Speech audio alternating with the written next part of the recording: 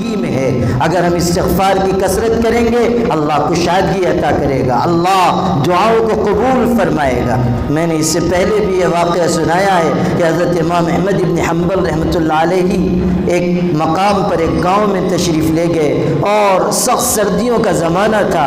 انہوں نے چاہا کہ رات مسجد میں گزار لیں، چھوٹی سی گاؤں کی مسجد تھی، اس میں وہ تشریف لے گئے۔ کیا سادگی ہوتی ہے علماء کی، کسی کو خبر بھی نہیں کی، چپکے سے چلے گئے اور مسجد میں جا کر لیٹ گئے۔ مؤذن ذرا تیز مزاج کا تھا، اس نے آ کر کہا یہاں نہیں سو سکتے، اٹھا دیا۔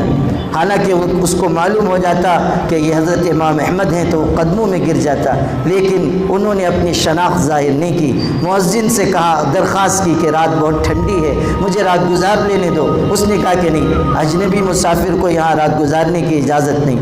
پھر حضرت چلے گئے، سیڑھیوں پر جا کر لیٹ گئے، مسجد کی سیڑھی پر۔ کیا تواضع انکساری تھی، مسجد کی سیڑھی پر لیٹ گئے۔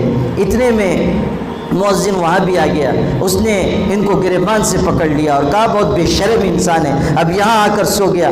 اور اس کے بعد اس نے گریبان سے پکڑ کر کھینچ کر لے جا کر ان کو سڑک پر ڈال دیا، پھینک دیا۔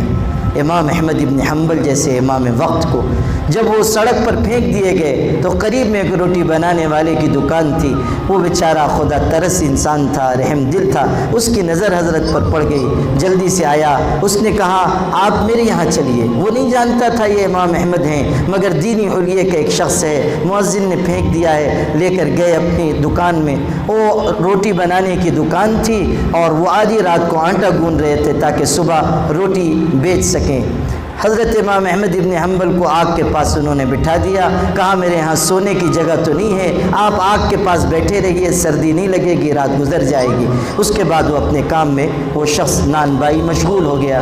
وہ آٹا بھی گوندھتا جاتا تھا، اللہ سے معافی مانگتا تھا، کہتا تھا پیارے اللہ مجھ کو معاف کر دیجئے، اللہ مجھے بخش دیجئے، اللہ میری توبہ قبول کر لیجئے، استغفر اللہ ربی من کل ذنب واتوب الیہ۔ بار بار بار بار یہ دہرا رہا ہے۔ حضرت دیر تک دیکھتے رہے، بڑا رشک آیا، کہنے لگے روزانہ تم استغفار کرتے ہو؟ اس نے کہا الحمدللہ، روز کا معمول ہے، آدھی رات سے اٹھتا ہوں، کام بھی کرتا ہوں، استغفار بھی کرتا ہوں۔ حضرت کو بڑی خوشی ہوئی، کہنے لگے اچھا تم نے اس استغفار کا کوئی فائدہ بھی دیکھا؟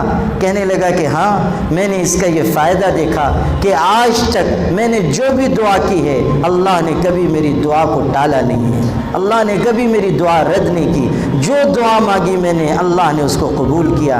البتہ ایک دعا کئی سال سے مانگ رہا ہوں، آج تک اللہ نے اس کو قبول نہیں کیا، میری کوئی غلطی ہوگی، میرا کوئی گناہ ہوگا جس کی وجہ سے اللہ نے اس دعا کو قبول نہیں کیا، کئی سال ہو گئے۔